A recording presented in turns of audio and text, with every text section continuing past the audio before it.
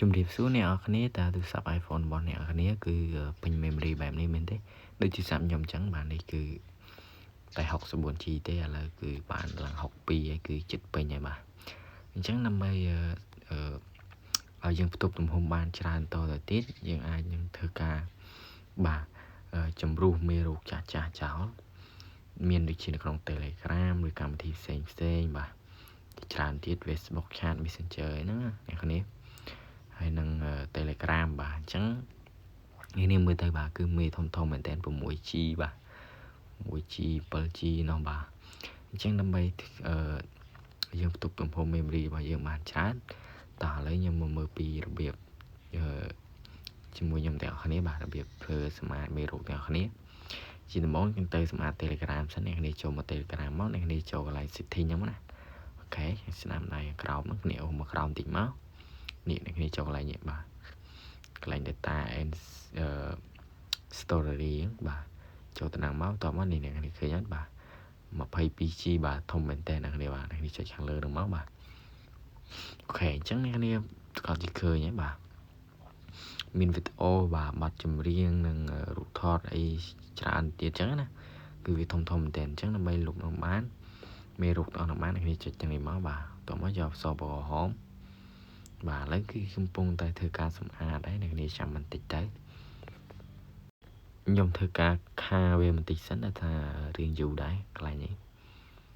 បាទសារវាលឿនបន្តិចសិនបានឡើយអ្នកគ្នា100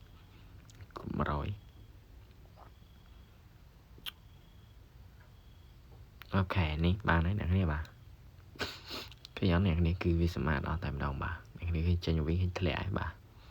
ឡូវចូលខាងក្រោមម្ដងបាទអូខេអញ្ចឹងអ្នកគ្នាឃើញហើយណាមានបទចម្រៀងវីដេអូសំឡេងដែលយើងបើកស្ដាប់ហ្នឹងគឺវាស៊ីបាទអញ្ចឹងអ្នកគ្នាចុចខាងក្រោមមកសពក្រហមហ្នឹងបាទយក search ហ្នឹងមកបាទអូខេអញ្ចឹងគឺវាសម្អាតបានហើយនេះគ្នាបាទគឺវាអត់មានមេទេ0តែម្ដងបាទអញ្ចឹងនេះចេញមកវិញមកហើយការសម្អាតបែបនេះអ្នកគ្នាមិនភ័យថាបាត់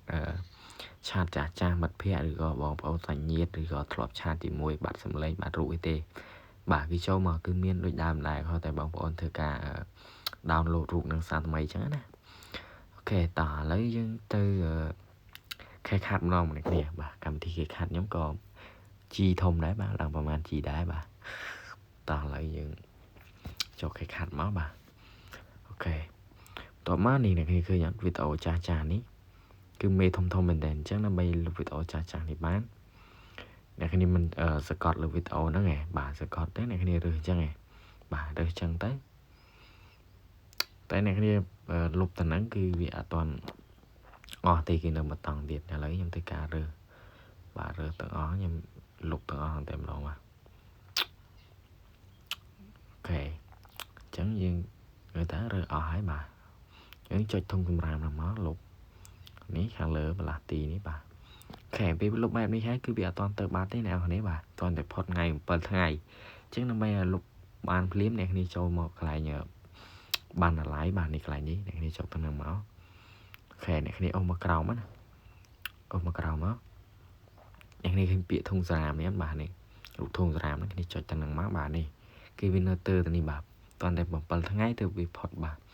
អញ្ចឹងដើម្បីលុបភ្លាមបានភ្លាមអ្នកគ្នាបាទនេះខាងលើនេះចុចកន្លែងអាគ្រីមកបាទអញ្ចឹងអ្នកគ្នាចង់លុបទាំងអស់អ្នកគ្នាគ្រាន់តែចុចរើសជ្រើសរើសទាំងអស់ហ្នឹងមកបាទគេវាលុបទាំងអស់បាទជ្រើសទាំងអស់ម្ដងអូខេអញ្ចឹងចង់លុបបាទចុចធុងសារ៉ាមហ្នឹងមកបាទជាការស្រេចហើយបាទនេះគឺបាត់លែងមានទេដែរអូខេអញ្ចឹងយើងចេញទៅមើលកន្លែង memory របស់យើងចេញ clear វាចោលសិនអ្នកនេះបាទចូលសារថ្មីថាមើលតា memory របស់យើងគឺធ្លាក់អស់ខ្លះណាស់បាទអូខេនេះបាទគឺធ្លាក់មកដល់តែ55ទេអ្នកនេះបាទ7G ហើយបាទមិញគឺ62អ្នកនេះបាទគេគិតមើលទៅបាទបាន 7G អ្នកមើលទៅបាទតា Telegram ធ្លាក់ទៅដល់ណាបាទ CapCut ធ្លាក់ទៅដល់ណាហើយលឹងអូសទៅមើលមកធ្លាក់ដល់ក្រោមហើយនឹងប្រហែល MB ទេមិញឡើង G អ្នកនេះឡើងប្រហែល GB